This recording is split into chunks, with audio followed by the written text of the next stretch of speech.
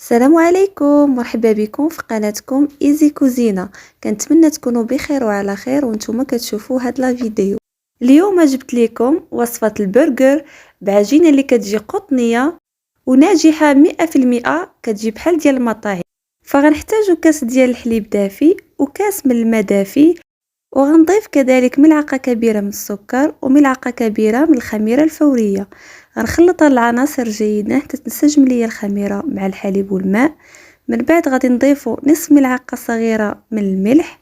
غنضيف بيضة كاملة وغنستمر في الخلط. من بعد غنبدا نضيف الدقيق الابيض اللي يكون مغربل من قبل تدريجيا.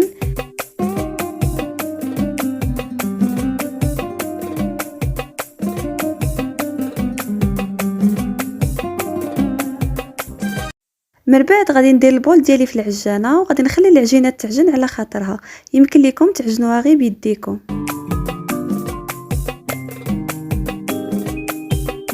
في هذا الاثناء بانت لي العجينه ديالي باقي خاصها الدقيق، فغادي نضيف كميه قليله حتى تجمع لي العجينه ديالي. بالنسبه للدقيق فغادي نكتب لكم الكميه اللي خدت لي العجينه في صندوق الوصف. من بعد ما تجمعت لي العجينه غادي نضيف ملعقه كبيره من الزبده وغادي نخليها تدخل في العجينه ديالي مزيان. العجينه ديالي وجدات كما كتشوفوا معايا، كتجي مرخوفه ومطلوقه. كنحاول نجمعها وكنغطيها بالبلاستيك الغذائي وغنحطها في مكان اللي يكون دافئ حتى يتضاعف الحجم ديالها. العجينه ديالي خمرات وتضاعف الحجم ديالها كما كتشوفوا معايا، فغادي نحاول انا نفرغها من الهواء ونحاول نجمعها من الجناب. من بعد غادي ندوز نشكل العجينه ديالي. انا قسمتها لقطع صغيره، كل قطعه درت فيها 50 غرام، وغادي نحاول نشكلهم على شكل كويرات. بالنسبه للحجم ديال البرجر نتوما اللي كتحكموا فيه، يمكن لكم ديروهم صغار ولا كبار. ومن بعد ما شكلت الكويرات ديالي غادي نحطهم في لاطه اللي فرشتها بورق الزبده، وغادي نحطهم في مكان اللي يكون دافئ ونخليهم يختمروا للمره الثانيه.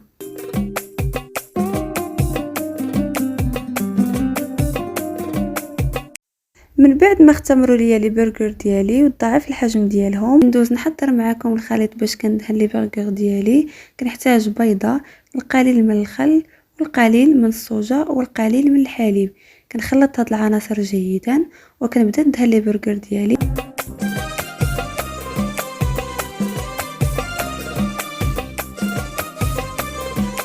ومن بعد ما دهنت لي برجر ديالي فغادي ندوز نزينهم. كما كتشوفوا معايا هنايا انا زينت حبات بالبافو وحبات بالزنجلان الابيض، وحبات كذلك زينتهم بالشوفان.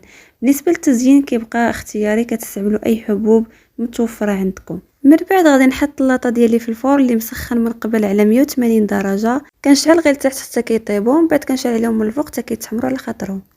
في الوقت اللي كيطيبوا فيه لي برجر ديالي غادي ندوز نحضر معكم لي نوغات اللي غادي نعمروا بهم خبز البرجر ديالنا.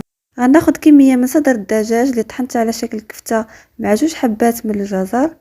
من بعد غنبدا نضيف التوابل ديالي. غنضيف ملعقه كبيره من الربيع، ثوم وبصل مجفف، قليل من البزار، سكنجبير، تحميره، خرقوم، تحميره فيمي، وغنضيف القليل من العطريه ديال الشاورما، وفي الاخير غنضيف القليل من زيت الزيتون. غنخلط هاد العناصر جيدا. من بعد غادي ندوز نشكلهم على شكل كويرات ونبسطهم على هذا الشكل. غنستمر بهذه الطريقه حتى كنسالي كميه ديال الدجاج اللي عندي.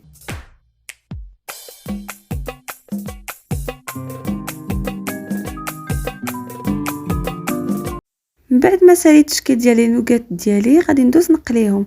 فقبل ما نقلي النوغات ديالي غادي ندوزهم في الدقيق، من بعد غندوزهم في ابيض البيض، وفي الاخير غندوزهم في لا شابلور وغنديرهم في الزيت اللي نكون سخناه من قبل ونخليهم حتى يتحمروا. وغنستمر بهذه الطريقه حتى نسالي الكميه اللي عندي. وفي هذه اللحظات خبز البرجر ديالي وجد كما كتشوفوا معايا، واخد لون ذهبي وكيجي رائع. هاد العجينه غتولي معتمده عندكم. هنا كنوريكم الخبيزات ديال البرجر ديالي عن قرب باش تشوفوا ان العجينه ناجحه 100%. كيجيو لامعين ورطبين ومفششين. انا حليت معكم حبه كما كتشوفوا معايا. فغندوزو نعمروا لي برجر ديالنا. هنا ضفت القليل من صوص تشيزي، يمكن لكم تستعملوا اي صوص متوفر عندكم. ضفت القليل من الخس.